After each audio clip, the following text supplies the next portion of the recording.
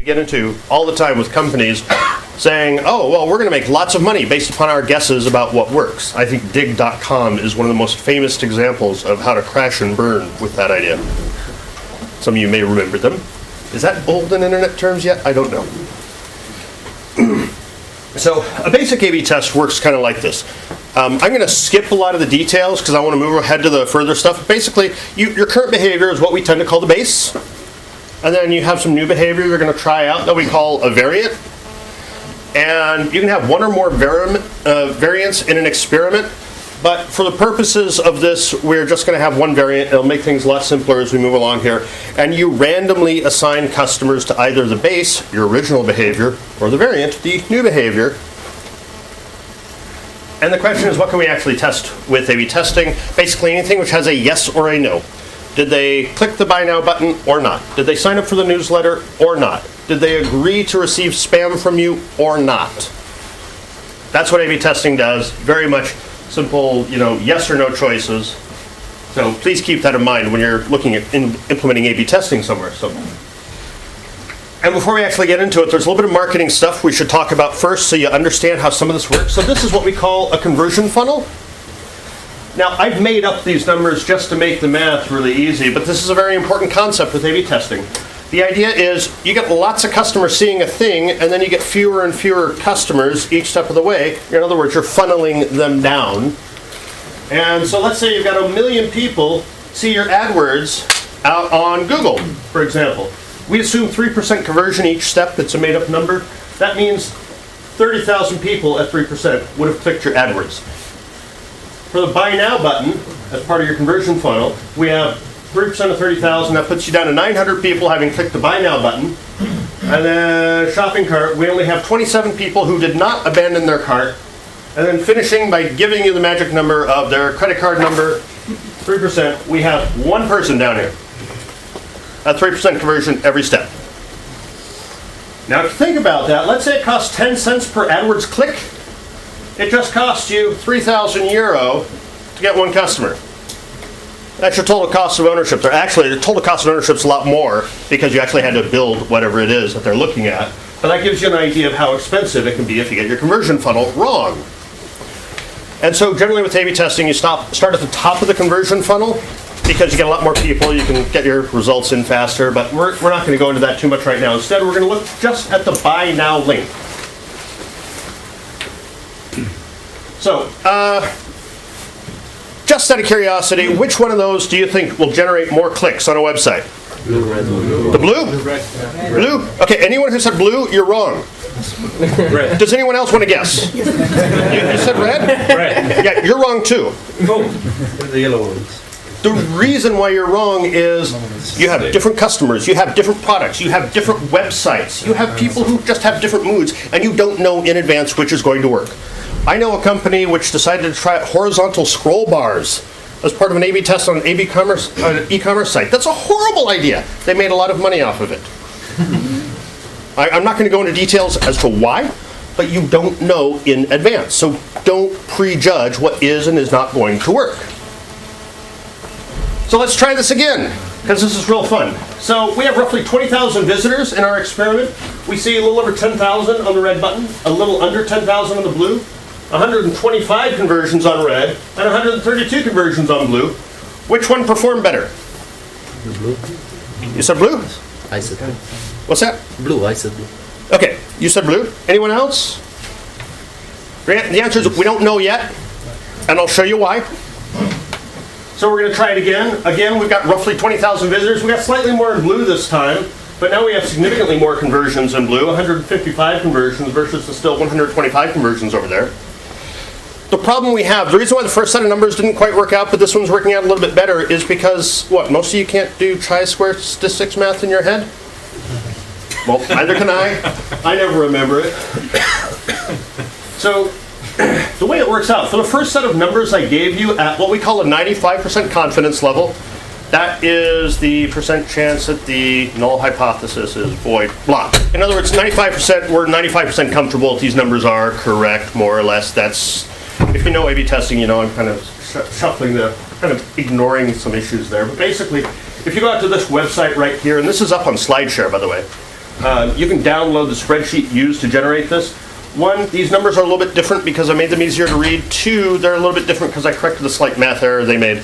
But effectively, at 95% confidence with the first set of numbers, we only have a 51% chance that blue's better. In other words, you're flipping a coin.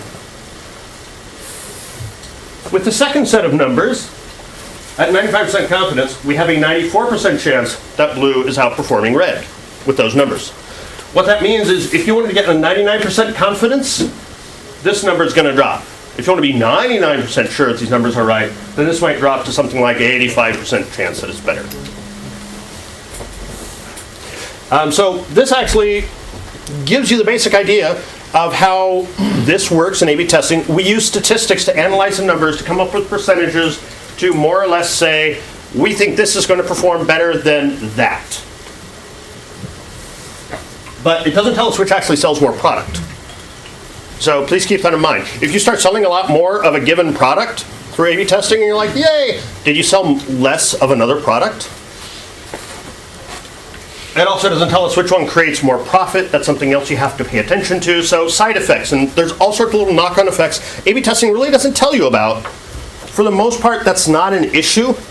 If you apply A/B testing and you use it properly, you're going to be making a lot more money over the long run, assuming you have a viable business instead of a used food emporium or something like that. But those are things to keep in mind. So here's a question for you. Which confidence level is better? You want to be confident that these results are good. Is 99% better than 90%? Yeah. Does anyone have an opinion? Yeah. Okay, so I asked a couple of trick questions so far.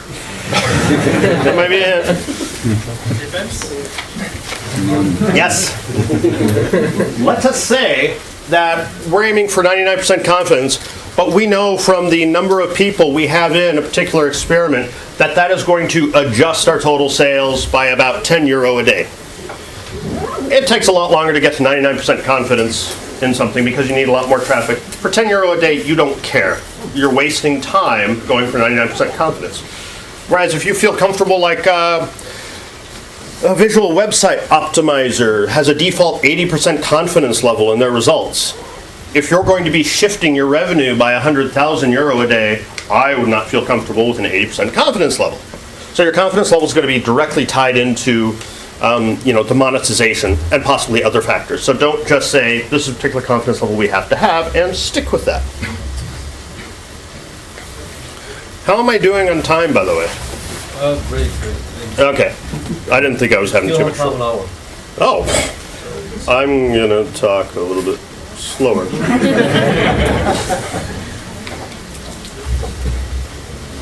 So here's how it works. This is the vicious life cycle of A/B testing, and it never, ever, ever stops if you're doing it correctly.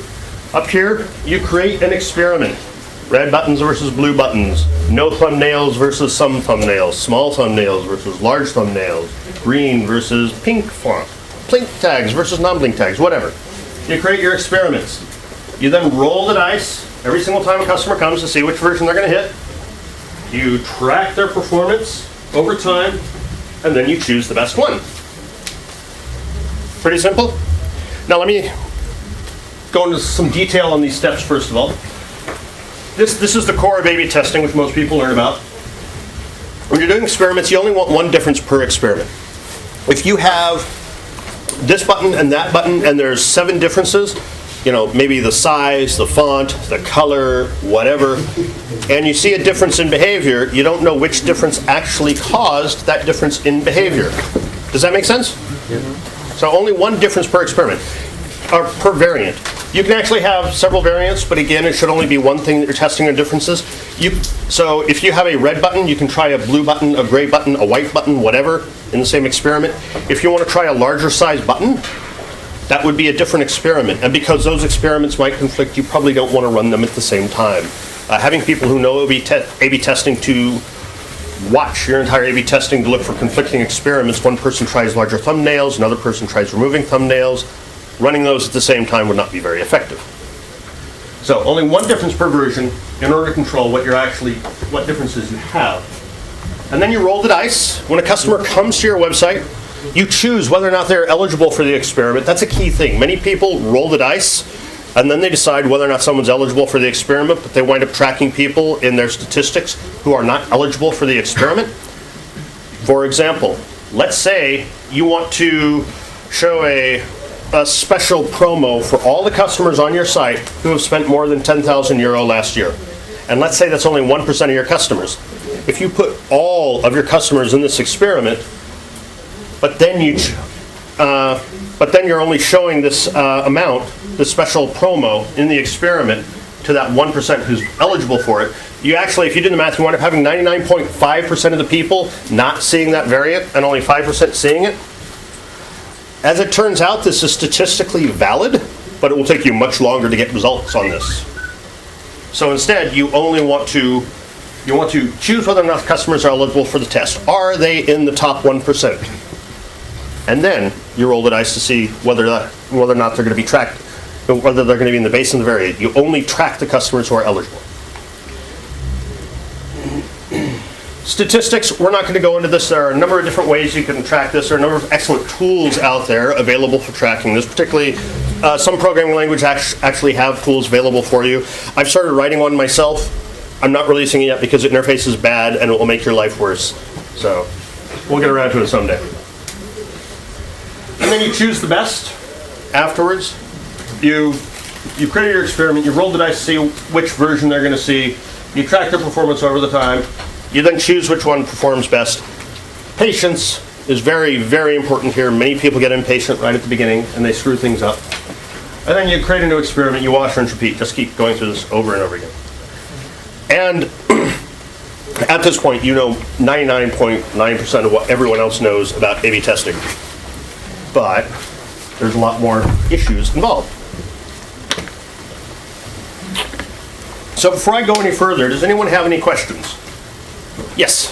Yeah, so for example, you create like a new experience and then you go again and again.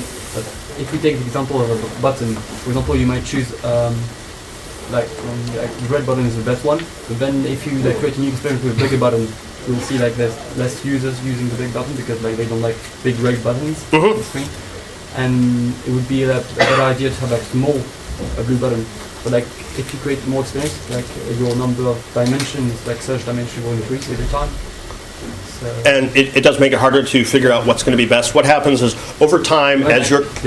I'm sorry? You might just like choose an experience, but after like another stage, you probably wanted to go like somewhere different. That's not me, is it? No. Okay, I didn't think so. I got embarrassed my last talk with that. So I guess, like, could you go back into previous experiences? what happens for many companies that I've seen is when they have a previous experiment, like a red-blue button experiment, and then they decide to flip the switch and let blue be the permanent behavior, what they will often do is leave that experiment in there. And then months later, if they've decided to change something in that area, they might rerun previous experiments just to see how it impacts things. Does that make sense? Yeah. Okay. Anyone else before I go on?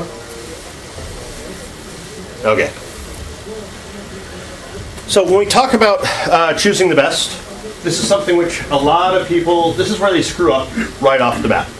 First of all, many times people forget to ignore the first business day. They're running a new experiment, they're getting a lot of traffic, and they're getting really excited because their variant is pulling in a lot more money. You get a lot of random fluctuation, particularly at the beginning of a test. Don't get overly excited. In fact, there are some A/B testing tools which will not allow you to view the results until you have enough results in, just so you don't get screwed up. Now that can also be problematic because if the results on one variant are zero conversion all the way across because you have a bug, then you'd like to know something like that. Or if something else goes disastrously wrong, you would like to know something like that. I recommend running every A/B test at least a full business cycle. So let's say your business cycle lasts about a week, and you've launched your test on a Monday, and by Thursday afternoon, the new version is statistically significantly better than the old version, and you're like, great, we're coming to the weekend, we're going to get all these extra sales, let's go ahead and use the new version. You're getting impatient, and you're going to screw up. Because what happens is, behavior of customers over your weekend for your full business cycle of last week might be significantly different. These might no longer be people who are just browsing your site from their work computer when they're not allowed to. These might be people at home, sipping their whiskey, looking at your site, buying whatever it is you're offering when they sip whiskey. I don't know, that's a rough example there. And their behavior might be significantly different. So you let this progress over a full business cycle just to see how it performs, so that you don't miss some unusual behavior which is likely to happen on a Sunday night or something like that. What if you're wrong? You're going to be wrong occasionally with A/B tests. Remember, these are confidence levels. We're 95% confident that this is actually going to improve things. Don't stress about it. If you do it properly, most of the time you will get it right. We make mistakes all the time, every day, and we already know that. Yes? What's the business cycle? A business cycle is however your business is set up. Your business might not have cycles, but basically, if you have a pattern of customer behavior, like maybe your traffic peaks every Thursday, then or every other Thursday, or something like that, then you let it run like that. Now, this is kind of problematic, having it run over a full business cycle, because if you're a tax accountant in the United States, your business is peaking around April of every year, and having an A/B test running for an entire year may not be appropriate. But it just depends on how. Does that help explain what a business cycle is? Okay. Also, be very wary of false positives. There's an excellent blog entry by Matt Arneson. He's from Booking.com. He's worked with them for a long time. He actually has some Perl software in there. That's the only Perl you might come close to seeing in this presentation, where he shows how you can run a bunch of experiments which, the base and the variant are equal, but one of them might be statistically significantly better than the other if you don't run it for long enough.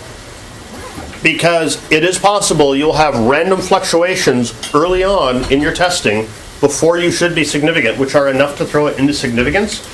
And you might get a false positive and say, oh, we've got something which is better than the old version, so let's go ahead and pull the trigger, but you don't yet know.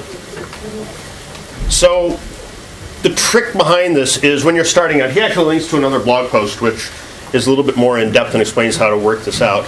When you're running an experiment, you decide beforehand, we need this number of customers before we feel comfortable saying that this is statistically significant. And even if it becomes significant before that, you ignore it. And you wait until it runs the full run, at least a full business cycle, to the minimum number of customers that you said has to be in that experiment.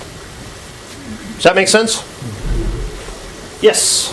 Is it true that the thing could fluctuate in and out of statistical significance over any period of time?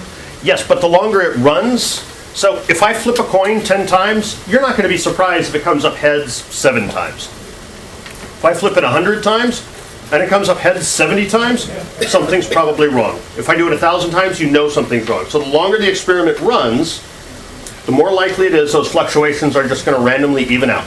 Unless there is something, it will settle down to its correct behavior. Does that make sense? So again, it comes down to setting an arbitrary boundary when you're happy with it. No, it's not setting an arbitrary boundary. Like I said, he linked to another post by a gentleman whose name escapes me. It does a lot of A/B testing. He's very good at it. And he shows a mathematical formula you can use to calculate the number of visitors you need to have for a particular test to feel comfortable with it being statistically significant and being meaningfully statistically significant. And boy, does that phrase make you feel uncomfortable or what? So, anything else before I go on? Okay. So, there are some limitations in A/B testing that people don't think about. Just because customers preferred the red button, you don't know why. A/B testing will never tell you why. Your expertise at this point is no longer required for picking something that's going to be better, for saying, I think a 3-column layout's better than a 2-column layout. Your expertise is for interpreting the results of what your customers say is actually better. You don't say it's better anymore, your customers do, and that's what you want, because we need to be more focused on customers. We don't talk about that often enough. Side effects. You could have side effects in A/B testing that you're not aware of. You might have this beautiful new system for, pulling all of this extra data out of your NoSQL system to append it to search results. So if they're in the experiment and they're looking to buy red shoes, that they'll get some accessories going along with that. It might be they only see one difference there, but you also have this load overhead of hitting your NoSQL system that might have other side effects on your system that A/B testing is not going to show you. So it's not a fire and forget sort of solution. You do need to think about what's going on with A/B testing. It also doesn't tell you anything about your customer loyalty over time. You might do a great job of, driving your traffic and improving how everything's going, and your customers, however, may be unhappy. If you've increased your sales dramatically, but your customer service is awful, this could backfire. Does that make sense? Okay. How much time do I have left? I end at 40, right? It's 27. Okay. But still to 55. I'm sorry? Still 55, so you have 27 minutes. I have what? Minutes? 7 minutes. Oh, 7 minutes. Okay. No. Wait, I'm going to have less minutes for asking. 2:55, Fewer minutes. so that means 17 minutes. 17 minutes, okay. Okay. Great, I got plenty of time. I only have a few slides left. So, benefits. This is just one website, visualwebsiteoptimizer.com. I actually like what they do mostly. I've talked with these guys. They're actually very sharp. What they've done is they've built a tool which the masses can actually use, and it's fairly simple. There are limitations in their tool. They're aware of limitations. It's hard to get those limitations across to the people using the tool. But there's many other options out there. But basically, on some of the case studies they have on their site, and you'll find these case studies all over the web. Honda talks about a 62% increase in test drives. That will dramatically lead to an increase in car buying. I know I used to sell cars. Don't hate me too much, please. Artsy editor, 40% increase in click-throughs. You need a budget, 85% increase in downloads. And there's all sorts of things you can actually test. And these are some of the things they tested in these case studies that we're talking about. Add to cart button placement, call to action buttons, pop-up forms, all sorts of things. One of my favorite was they removed a sign-up form for a newsletter and got a statistically significant increase in the number of newsletter sign-ups. Yeah, it actually worked. Basically, instead of having the sign-up form, they just had for the newsletter, they had a paragraph describing this is why you want to sign up for our newsletter. And it worked. So getting started. How do you get started in A/B testing? This is one thing a lot of people wonder about. Do you want to go with a vendor solution, or do you want to go with an in-house solution? Up front, I would recommend most people go with a vendor solution, Visual Website Optimizer, Google, if they stop shifting around their products all the time, because they got rid of theirs and they've now baked that into their AdSense thing. There's Optimizely, there's a number of others. Basically, they're quick and easy to get started with, just so you can get a feel for how this works. If you're going to spend forever and a day building your own in-house system, you might not get started in A/B testing, or you might do it wrong, which is bad. I gave this presentation to a company in Paris, and as soon as the presentation was done, they shut down their A/B testing system because they'd been screwing up their results all that time. So I like a vendor solution at first. Once you know it, once you feel comfortable with it, then rolling your own in-house system is great. Once you do that, going for quick wins is important. The obvious stuff at the top of your conversion funnel, whether you'll get more traffic, you can get results faster, changing the size of your headlines, removing your headlines, whatever you want to do, but stuff, making your pricing information more visible. Start brainstorming things you can change. This really frees you up when you're doing A/B testing, because now instead of, no, those links have to be in that order, why not try? You get a lot more freedom to try stuff that you can never try before. Also, run an AA test. This is really important. A lot of people forget about this. Running an AA test is where you have the base and the variant, exact same behavior. And you watch this over time. This will, it will show you how you will get those statistically significant fluctuations from time to time. But B, it will, maybe I shouldn't have used A and B for these examples. But B, it will also show you after a while, if you continuously have 60% and 40% in one group or the other, if the split's not even, or if they're behaving differently, 3.2% conversion in one, 3% conversion in the other over a few months, you know there's a problem with your A/B testing setup. So running an AA test where both sides need to perform the same over time tells you a lot about how your A/B testing setup is working. Also, give a clue how long the business cycle is the right. The business cycle depends on your business. Yeah, but if you run an AA test, then you can see when the fluctuation is sort of even, and when it's not statistically significantly different. Well, I've seen people complain about AA testing because they said, well, this shows the entire thing's broken because we obviously had, horribly skewed distributions of people and behavior, and, we shut it down pretty quickly. Shut it down pretty quickly was a big red herring, or a big, warning sign. you do need to let AA tests run for a while because you will have random fluctuations of people. I mean, I roll, I flip a coin 10 times, it might come up 7 heads 7 of those times. And that can happen a lot. That can happen repeatedly. So you need to understand what your company's business cycle is. This is understanding how your business comes in, the flow of traffic, what your revenue is. Does your revenue peak at a particular period of time? Is it a week? Is it every 2 weeks? For bi-weekly payroll processing firms, it might be 2 weeks. Monthly processing, it might be a month. It might be that your business cycle is a day. And you just get lots and lots of traffic, except when the sun's over the Pacific or something like that. So I can't tell you what your business cycle is, but you do need to let the AA test run for at least a business cycle. And in fact, for that one, probably longer because it's not hurting anything, because there's no difference in behavior with those. So let those run for a long time, fire them off. I know one company which actually runs AAAA tests, just because they like to make sure their own internal systems are working fine. And those take even longer to run, because the more variance you have, the more you split. If you have 1,000 people, if you only have 2 variants, you've got 500 in each, you can get closer to significance. If you have 4 variants, the base and 3 variants, then you have 250 people in each. Just harder to get to statistically significant conclusions after a while. So being patient is a key component of this. Yes? Can you run multiple experiments at the same time? Yes. The question was, can you run multiple experiments at the same time? Yes, you can. What you need to do is you need to be aware of whether or not those experiments are going to conflict. If you have someone who is modifying the CSS to change the font, and someone else is running a different experiment to modify the CSS to change the font, and they don't realize that they're running conflicting experiment, then you want to have someone overseeing all the experiments, looking at them. The example I always give is someone who's trying to make the thumbnails larger and another person trying to remove the thumbnails. That's a problem. But if you're working in different groups, you may not be aware of that. Hopefully, people should be restricted to the area that they're working on. So, like one of the back-end devs isn't going to be working on the thumbnail stuff, but you never know. And the AA test is not supposed to conflict with The AA test, in theory, cannot conflict with anything because there's no change in behavior. Absolutely none. Next. Anything before I go on? Okay, big problem with A/B testing. Oh, this one happens a lot. There's a really interesting blog entry by a designer, a well-known designer. He went to Google and he got really ticked off that he had to A/B test everything. There was one time when they were testing 50 Shades of Blue, or It was not 50. over 60 Shades of Blue. That came out interesting. So over 60 Shades of Blue on their website just to find out what was better. And he was getting frustrated, thank you, because he wanted to do a better job of designing, making pretty things. And Google said, yeah, that's nice. We want to do a better job of selling products because we're a company.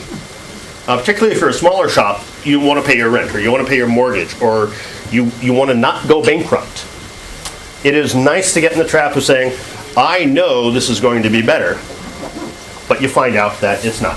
So when I first started doing A/B testing, one of the very first tests that I ran, I was looking through our code base, and under a particular condition, the search engine threw away all search results. Well, that's a bug. It was very clearly a bug. It was not documented. I went back to the source control logs. There was nothing in there. Clearly a bug. Okay, someone screwed up. But as a general rule, when I'm doing A/B testing, I don't just fix bugs and push them out there. I wrap the bugs in an A/B test, and then I push them out there. Because just because some behavior is buggy doesn't mean that it's going to adversely impact your customers. So I wrapped this up in an A/B test, pushed it out there. The new behavior was manifestly better, in my opinion, because you weren't throwing away search results, and it performed much worse. So this was simply an undocumented feature where it looked like a bug, but in fact we did want to throw away the search results, and for some reason someone in the past found out they were going to perform better by throwing away this data, but they forgot to mention it in the code or in any of the source control commits, which was very frustrating. But I was convinced that I was right. I knew it was a bug. I was wrong. Other people come in, no, a 3-column layout is much better than a 2-column layout. What are you doing? I have been doing this for 10 years. You don't care about that. And in fact, that's the sort of thing you have to work around, because what you want to say is, no, we're going to try 2 and 3-column layout. Design arguments go away because you try everything. Because you find out what your customers respond to better. That's what you want to do. The expertise comes in evaluating the results afterwards, because A/B testing can't tell you why, You need the experts in their field to kind of guess and figure out why.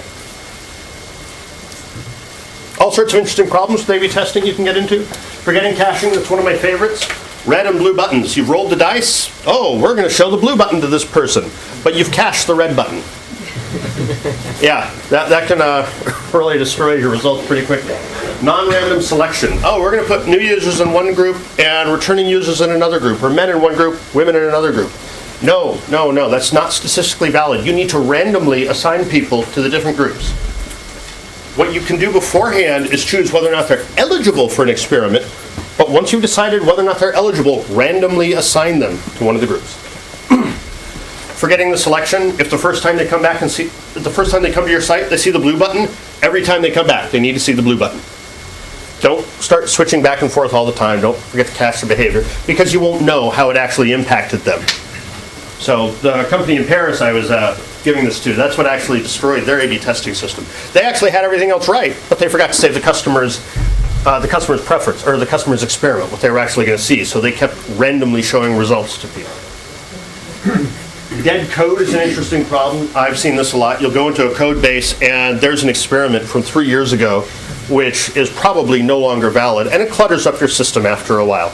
So this is a frustration you need to be aware of, but I'm not going to talk about that much. And I mentioned earlier the profits versus conversion. Just because you're selling more stuff doesn't mean you're profiting more. A/B testing is not a silver bullet, but it is a pretty darn good one.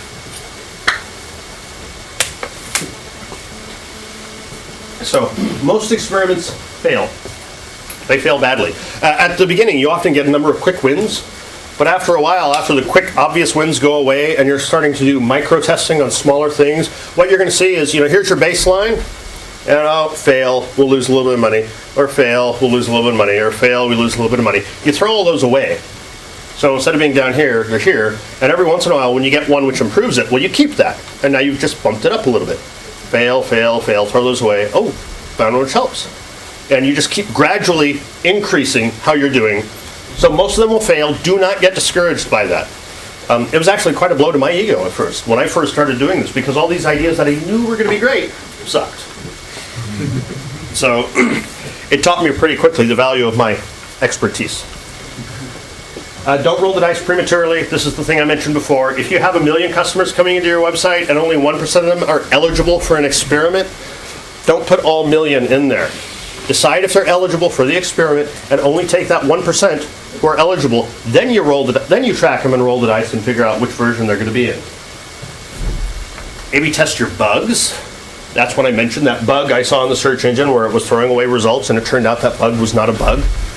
Or there's a recent case study I just read where on a conversion page where people are actually going to spend money, they removed the Facebook and other social media like buttons, and they got a significant rise in conversion.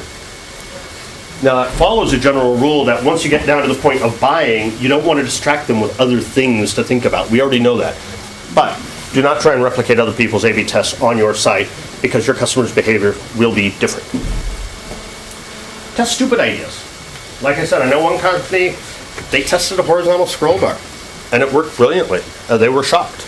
In fact, one of their developers was so upset at the horizontal scroll bar, he just kept revisiting and revisiting. This is where expertise comes in.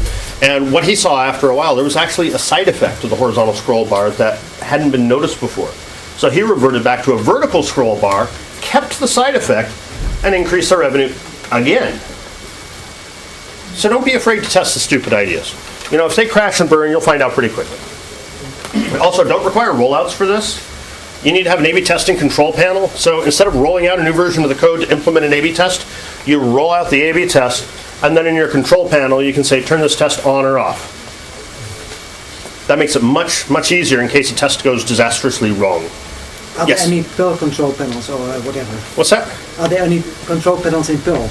There's a company I'm working with in the US who's considering open sourcing theirs, but it needs a lot of work, and I don't know if that's going to get pushed forward. So I've seen this for Ruby's got one which integrates with Rails. I'm pretty sure they have them for Python. I don't know why the Perl community's kind of dropped the ball in this, but I think that's because we're a little bit obsessed with regular software testing and not as focused on our customers, which I think is disappointing. So, and like I said, I'm working on some which just calculates the statistics, but it turned out to, the numbers were right, the interface sucked, so it's not coming out yet. So you'll have to wait. How do you select stupid ideas? Because making your font 20 points bigger. Oh, So- if you're wondering about how to select stupid ideas, give me a call. Yeah, don't stress about that. Basically, people just come up with ideas all the time. Particularly when you get into the idea of A/B testing, what happens is you now have the freedom to think about stuff. So, when JJ was talking about writing, there's always a question for writers: where do you get ideas? Well, back when I was writing screenplays, I was coming up with a screenplay idea every day, and I always thought these were brilliant. They weren't, but that's what I was coming up with, and I was able to do that because I got in the habit. And that's what happens with a lot of writers. They start coming up with these ideas because they get used to having the ideas. People who write jokes, they come up with more jokes because they're used to writing jokes. Once you get used to writing A/B tests, the ideas for experiments will start to flow. But you have to start getting into that mindset.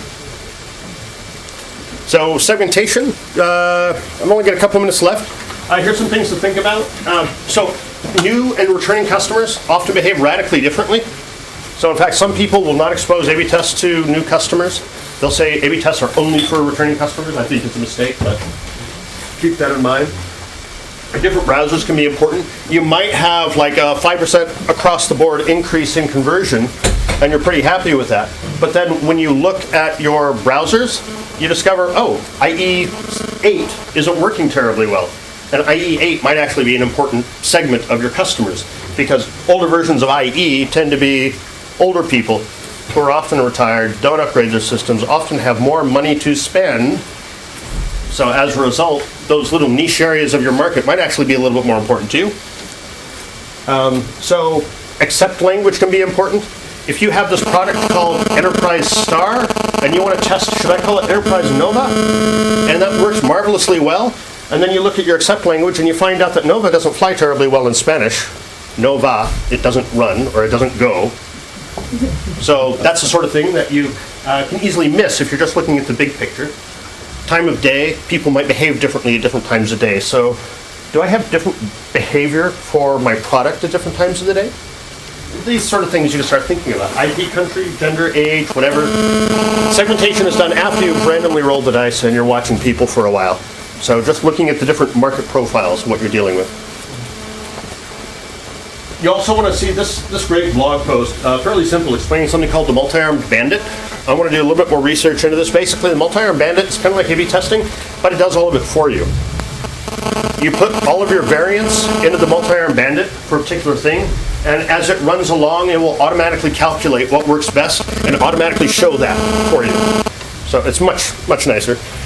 So lots of money lying on the table, ego's really bad, data's really good, I'm out of time. Customer behavior trumps expert opinion. I don't care how good you are, if customers don't respond, forget it. And customer behavior, of course, trumps code behavior. Perfect code doesn't matter if customers do not use it. And like I said, this is out on slideshare.net/Ovid. So I believe I'm done and I ran out of time. So, yes, but one quick, do I have time for a quick question? 1 minute. Okay. Sorry. There's things which shouldn't or which can't be tested. Like you said, graphics, test graphic stuff and this and layout and whatever. But do you know of stuff which doesn't make sense to test? Stuff that's not making you any money that you don't care about, your FAQ page, how is it going to fit into a conversion funnel? Anything which doesn't have a yes or no response to it. Anything else? Okay, if you have any other questions, you can ask me about it later.